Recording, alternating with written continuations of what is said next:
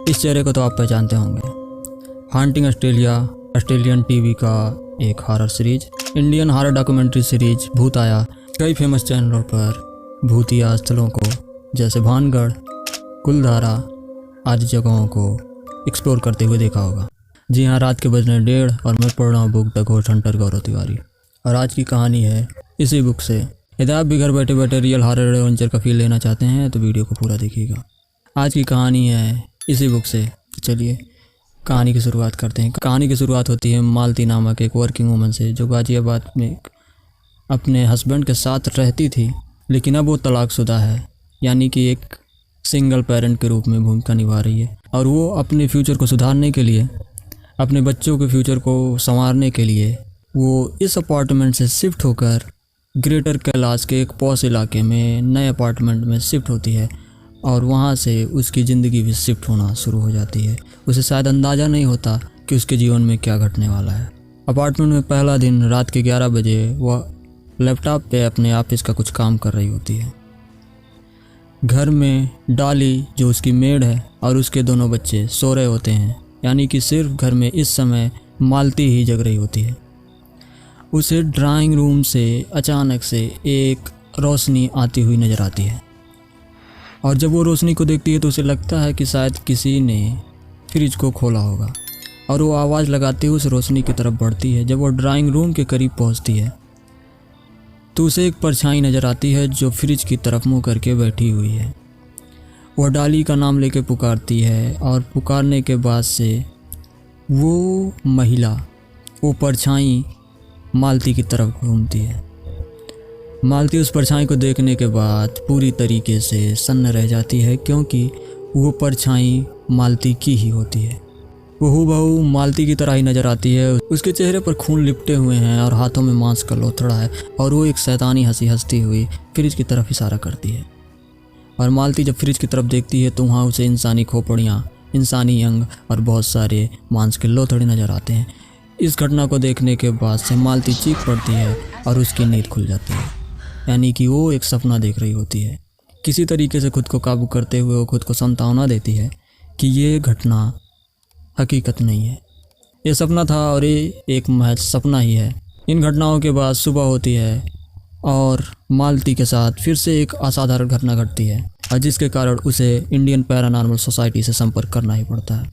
जी हाँ, वो बाथरूम में जाती है। स्नान करने के बाद से वह बाथरूम से बाहर आती है और मिरर के सामने खड़ी होकर खुद को देखती है तो उसे मिरर में एक परछाई नज़र आती है, जो परछाई हूबहू मालती की ही होती है, लेकिन मालती कुछ अजीब हरकतें कर रही होती है।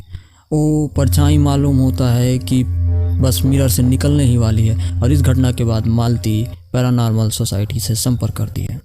पैरानॉर्मल सोसाइटी में ही काम करने वाले एक व्यक्ति जो राज हैं, वो इस घटना को सुनने के बाद काफ़ी इस घटना के प्रति अट्रैक्टिव हो जाते हैं, और वो इस घटना को एक्सप्लोर करने मालती के घर पहुंचते हैं।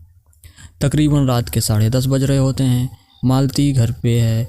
डॉली, जो उसकी नौकरानी है, वो भी उसके घर पे है। बच्चों को शिफ्ट कर दिया गया है उनके पड़ोसियों के पास, और घर में राज अपने साथियों के साथ मौजूद है। राज अपने इक्विपमेंट को सेटअप करते हैं। मालती को EMF मीटर पकड़ाते हैं। घर के सारे दरवाजे और विंडो क्लोज्ड हैं, और घर में कहीं से भी किसी भी तरह की चीज़ें आने के लिए कोई भी रास्ता छोड़ा नहीं गया है। लेकिन फिर भी राज को एक ठंडी सी हवा महसूस होती है। वो किसी के प्रेजेंस का अनुभव कर पाते हैं, और वो जब कमरे में पहुंचते हैं तो उन्हें महसूस होता है कि जैसे कोई उनके इर्द गिर्द मौजूद है, लेकिन उन्हें कोई दिखाई नहीं देता। इन सारी घटनाओं के बाद से उन्हें कमरे में डार्कनेस बढ़ती हुई नज़र आती है। दूसरे कमरे में उनके पीछे के दरवाजे पर एक खटाक की आवाज़ आती है। वो कमरे में जाकर देखते हैं तो उन्हें कुछ भी नज़र नहीं आता, और डार्कनेस बढ़ती बढ़ती इतनी बढ़ जाती है कि वो उनके पास ही मौजूद मालती को भी वो देख नहीं पाते। उन्हें एक बच्चे की रोने की आवाज़ सुनाई देती है, और वो मालती से पूछते हैं क्या तुम्हें ये आवाज़ सुनाई दी है? तो मालती कहती है नहीं, उसे कोई आवाज़ सुनाई नहीं दी। और डार्कनेस बढ़ने के साथ ही राज के सिर में भारीपन भी बढ़ रहा होता है, और भारीपन बढ़ते बढ़ते इतना बढ़ जाता है कि राज बेहोश हो जाते हैं, और बेहोशी के हालत में ही वो खुद को उस कमरे की दीवारों को बदलते हुए देखते हैं। उन्हें वो कमरा एक अदालत के रूप में महसूस होता है, जहां एक बुजुर्ग व्यक्ति जज के सामने अपने फांसी की सज़ा को माफ़ करने की अपील करता है और कहता है वो एक बच्चे का बाप है और वो निर्दोष है। लेकिन चूंकि वो खुद को निर्दोष साबित नहीं कर सका था, तो उसे अदालत ने फांसी की सज़ा सुनाई थी और उसे फांसी की सज़ा दी जा चुकी होती है। राज मालती से पूछता है मुझे क्या हुआ था। मालती बताती है कि वो बेहोश हो गए थे और तब से वो बेहोश ही थे। उसके बाद से राज ने सारी घटनाएं बताई। ये घटना तकरीबन 1990 के दशक की है और जिस अपार्टमेंट में घटनाएं घट रही होती हैं उस अपार्टमेंट का नंबर होता है 2602। और ये बताने के बाद मालती चीख पड़ती है और कहती है ये अपार्टमेंट मेरा है, यानी 2602 ही वो अपार्टमेंट होता है जहाँ ये घटनाएं घट रही होती हैं। इन घटनाओं को सुनने के बाद से राज आगे बताते हैं कि 1990 के दशक में ही एक छोटा बच्चा 2602 के सामने किसी ट्रक द्वारा रौंद के मार दिया गया था और वो बच्चा कोई और नहीं बल्कि उस बुजुर्ग व्यक्ति का लड़का था। पिता और पुत्र दोनों की आत्माएं यहाँ मौजूद हैं और वो असंतुष्ट हैं और काफ़ी क्रुद्ध भी हैं और इसी वजह से ये सारी समस्याएं पैदा हो रही हैं। हालांकि 1990 के दशक के बाद से जब इन कॉम्प्लेक्स को तोड़ के नया कॉम्प्लेक्स के रूप में बनाया जा रहा था, तब भी बहुत सारी घटनाएं कॉम्प्लेक्स के निर्माण के दौरान घटी, लेकिन किसी ने इन चीज़ों पर ध्यान नहीं दिया।